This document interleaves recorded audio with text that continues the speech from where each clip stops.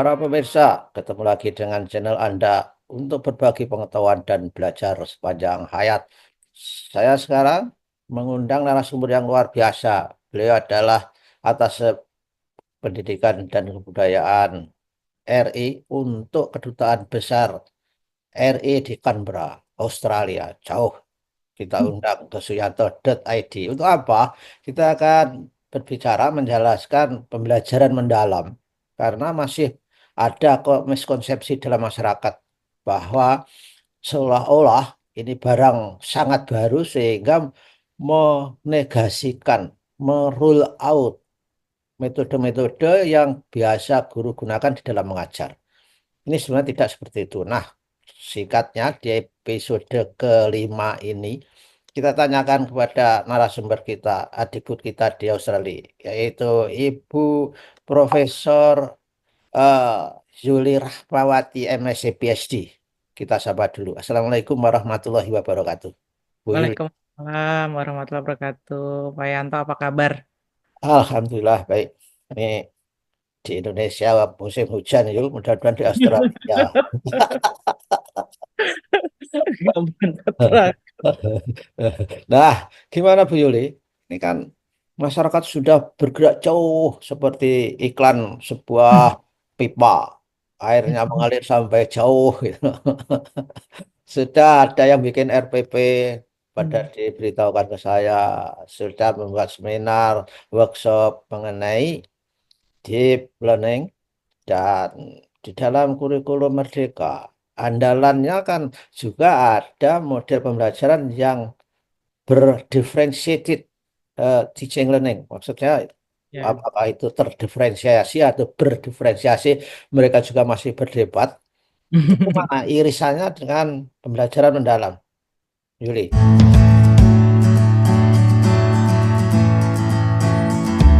Iya, baik.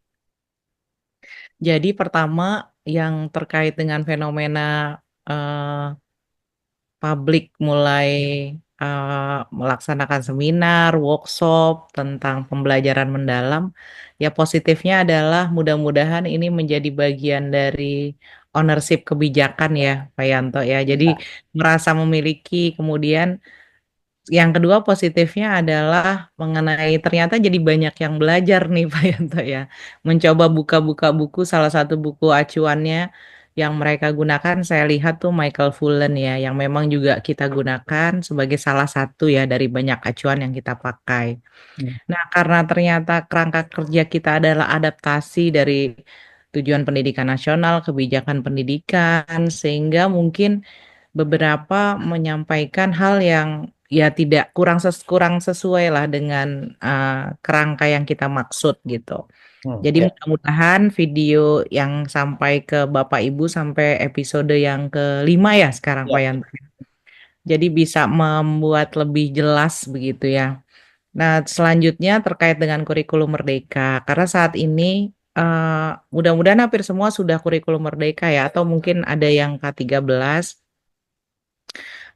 Jadi secara umum sebenarnya prinsip pembelajaran dimanapun terpusat kepada siswa, meaningful, kemudian juga anak seharusnya gembira begitu ya, dan dia punya motivasi, kesadaran untuk belajar itu juga masuk ke dalam prinsip-prinsip yang ada di K13 maupun kurikulum Merdeka. Oke. Ya. Terkait dengan apa tadi pembelajaran berdiferensiasi ya.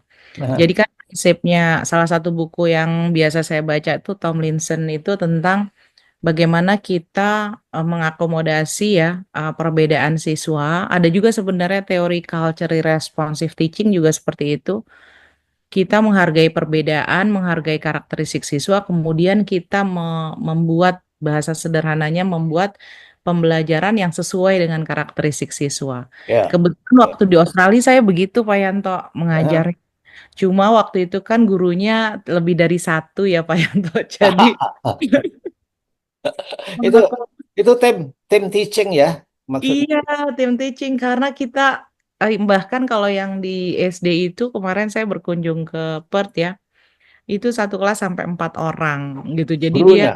gurunya. Jadi Yang satu misalnya slow learner, satu guru, kemudian yang misalnya sukanya minatnya project diberikan sendiri gitu. Nah, itu saya lakukan juga ketika di Australia.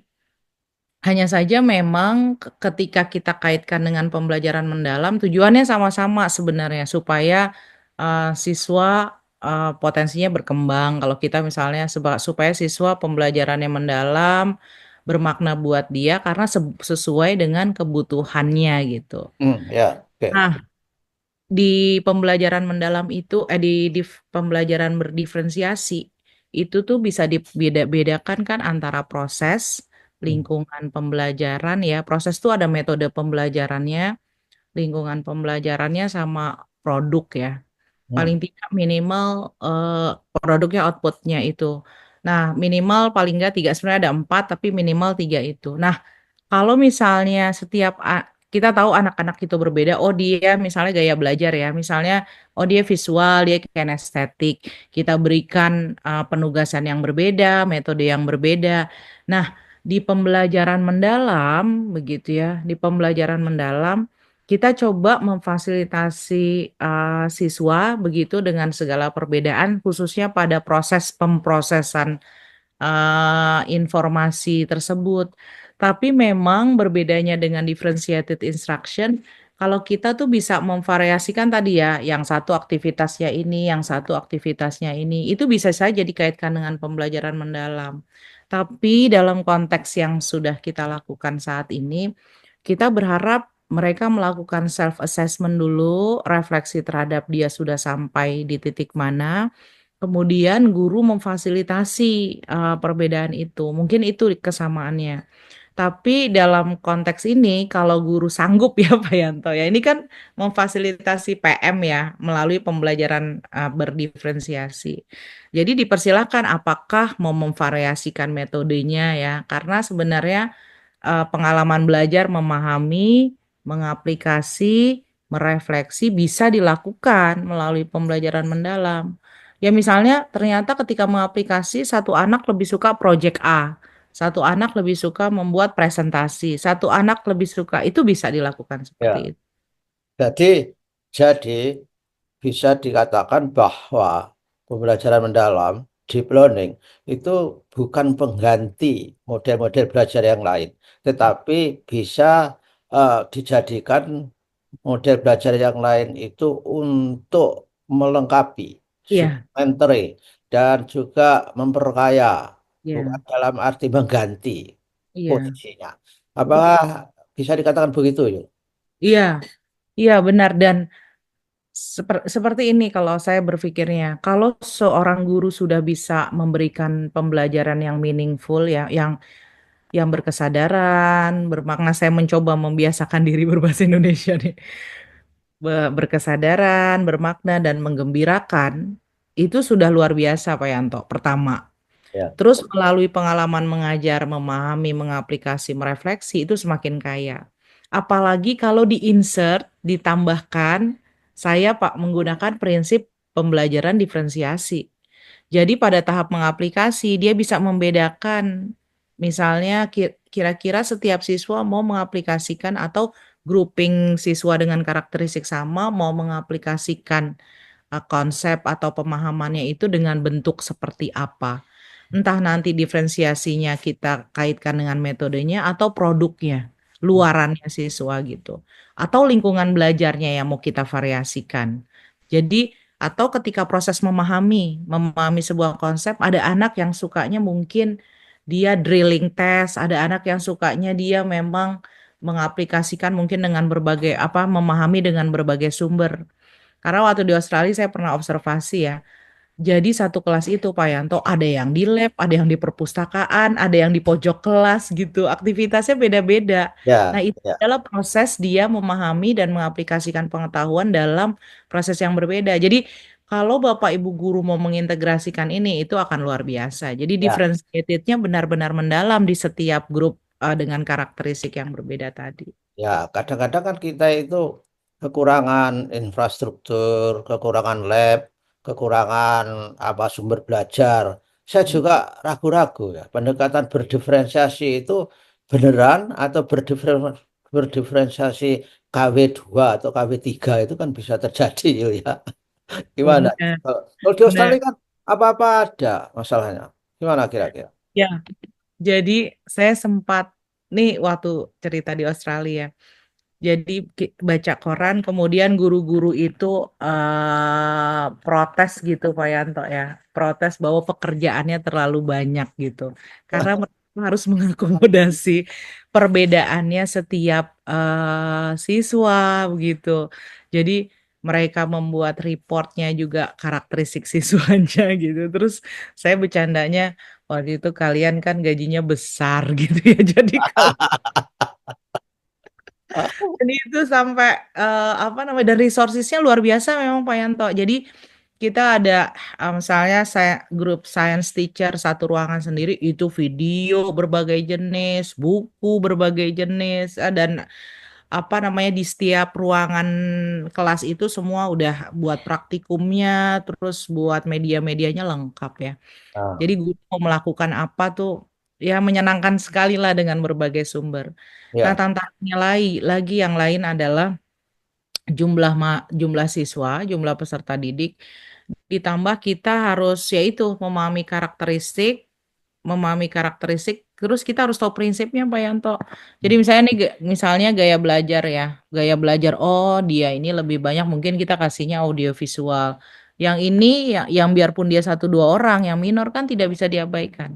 ya, Ya jadi memang tantangannya sangat luar biasa ya, tapi memang sangat bagus Pak Yanto karena ya, kan ya, ya. Tapi personal learning sekali ya, personal learningnya develop sekali di sana. Tapi yang berdiferensiasi di sana karena infrastrukturnya mendukung kan bisa anak itu dipisah-pisahkan sesuai dengan minat, Ya. interest. Kalau di sini kan satu kelas itu kan ribut kayak pasar ya jadinya.